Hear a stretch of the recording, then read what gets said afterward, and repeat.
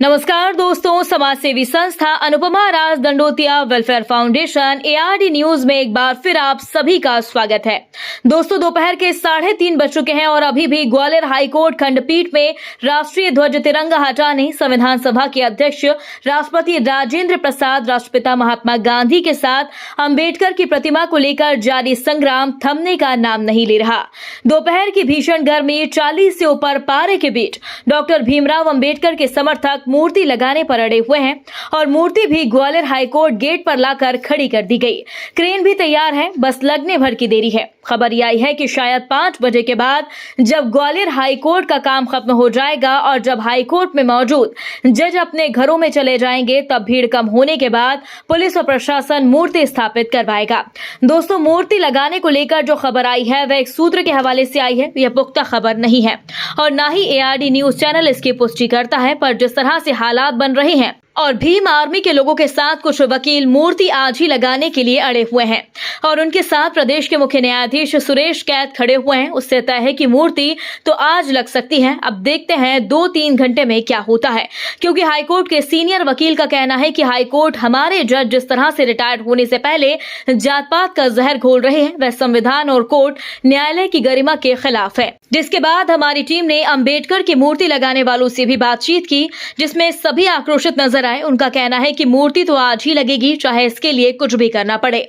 वकील साथियों ने ये यहाँ पे बाबा साहब की मूर्ति के लिए ज्ञापन दिया गया, जिस पर चीफ जस्टिस साहब के द्वारा और एक बिल्डिंग कमेटी की अनुमति के द्वारा यह प्रमाइशी में बाबा साहब की मूर्ति लगना है।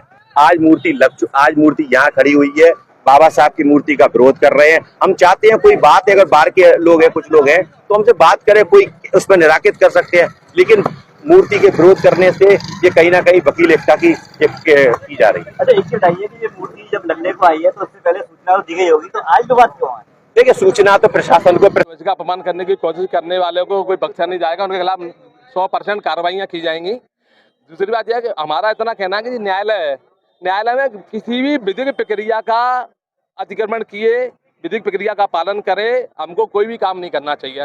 नहीं तो अन्यथा हम यहाँ जो हजारों लाखों की संख्या में पक्षकार न्याय के लिए आती हैं, उनको न्याय कैसे दे पाएंगे जब हमने खुद अपने यहाँ न्याय प्रक्रिया का उपयोग नहीं किया।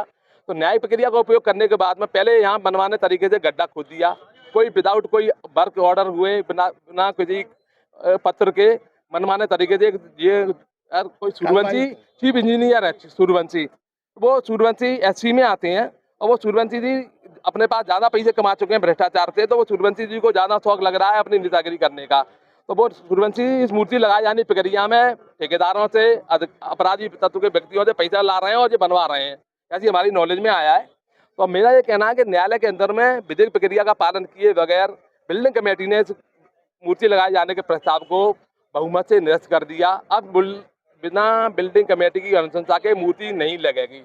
आप लोग किस तरह से विरोध कर रहे हैं? हम यहाँ खड़े हुए पूरे हम जो वकील हैं और वकील न्यायालय उच्च न्यायालय संघ बहुमत के साथ में खड़ा हुआ है और कोई भी विधिक प्रक्रिया का उल्लंघन हम यहाँ नहीं होने देंगे। विगत 4 महीने से चल रहा है विवाद, आप चूंकि अध्यक्ष भी हैं, क्या आप न्यायालय प्रक्रिया की बात कर रहे हैं? क्या कोर्ट तक नहीं पहुंचे? कोर्ट हमने न्यायालय को, हम माननीय मुख्य न्यायाधिपति भारत सरकार, सुप्रीम कोर्ट को, माननीय मध्य प्रदेश के उच्चतम न्यायाधीश उनको, एडमिनिस्ट्रेटिव जज ग्वालियर के उनको, राज्यपाल महोदय को, मुख्यमंत्री महोदय को, केंद्रीय मंत्री ज्योतिरादित्य सिंधिया जी को, नरेंद्र सिंह तोमर साहब को, विधायक MLA जो भी ग्वालियर के रहते हैं उनको सबको, उसके बाद में प्रधानमंत्री महोदय को, गृह मंत्री को, विदेश मंत्री को, राष्ट्रपति को, राज्यपाल महोदय को, हमारे द्वारा पत्राचार बराबर हमारा जारी है और बराबर हमारे द्वारा अपनी आपत्तियां और जो क्वेश्चन है विधि के जिनके ऊपर मूर्ति नहीं लगाई जा सकती, वो सब हमने उनको लिख के आपत्ति जता दी है। नियम क्या है? नियम ये कहता है,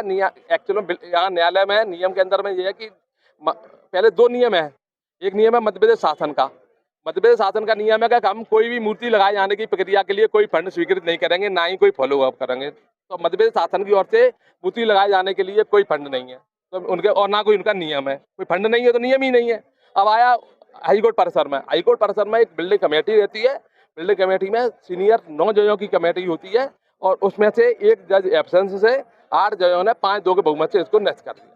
दोस्तों, जिस तरह से आज अंबेडकर मूर्ति लगाने वाले और उनका विरोध करने वालों के बीच जमकर तनाव बरपा हुआ है, दोपहर 3 बजे तक तनाव बना रहा।